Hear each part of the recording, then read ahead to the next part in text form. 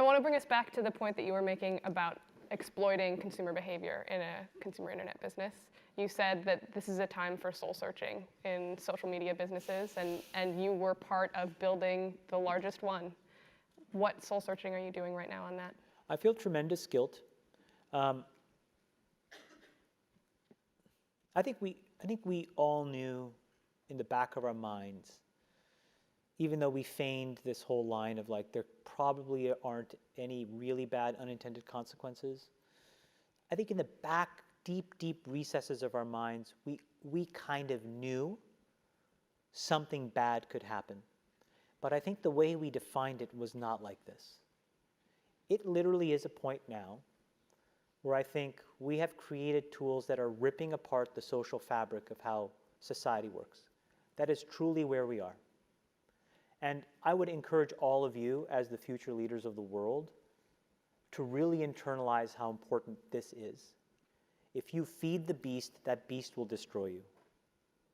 If you push back on it, we have a chance to control it and rein it in.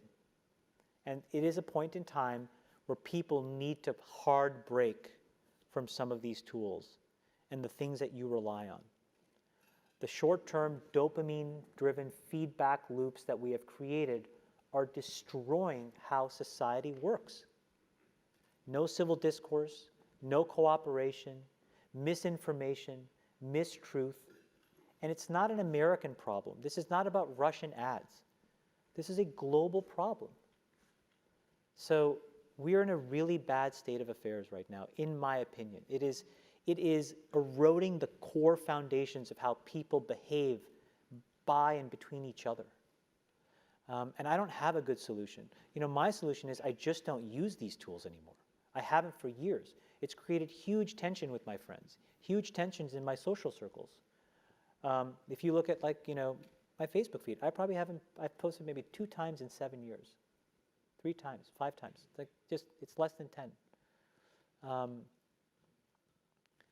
it's weird. I guess I kind of just innately didn't want to get programmed. And so I just tuned it out.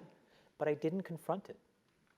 And now to see what's happening, it really bums me out.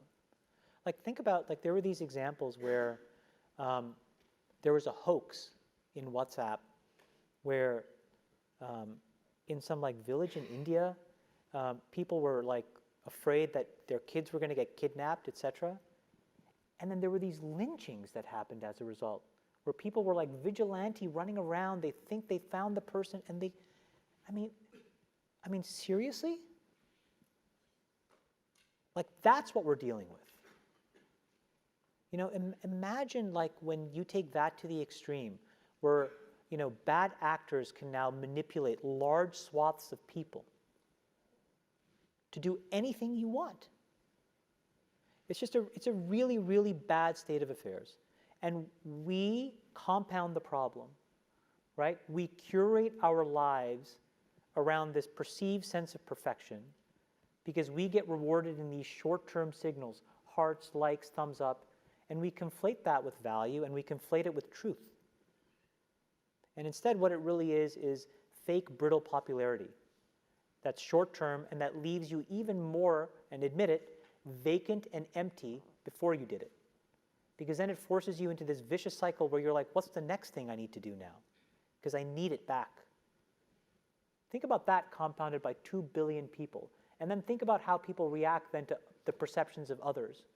It's really bad. It's really bad. It sounds like you're taking deep personal responsibility also in being a part of it. I kind of, look, I did a great job there, and I think that business overwhelmingly does positive good in the world. Where I have decided to spend my time is to take the capital that they rewarded me with and now focus on the structural changes that I can control. I can't control that. I can control my decisions, which is I don't use this shit. I can control my kids' decisions, which is they're not allowed to use this shit. And then I can go focus on diabetes and education and climate change. And that's what I can do. But everybody else has to soul search a little bit more about what you're willing to do, because your behaviors, you don't realize it, but you are being programmed. It was unintentional, but now you got to decide how much you're willing to give up, how much of your intellectual independence. And don't think, oh yeah, not me, I'm fucking genius, I'm at Stanford. You're probably the most likely to fucking fall for it. Because you were fucking checkboxing your whole goddamn life. No offense, guys. None taken.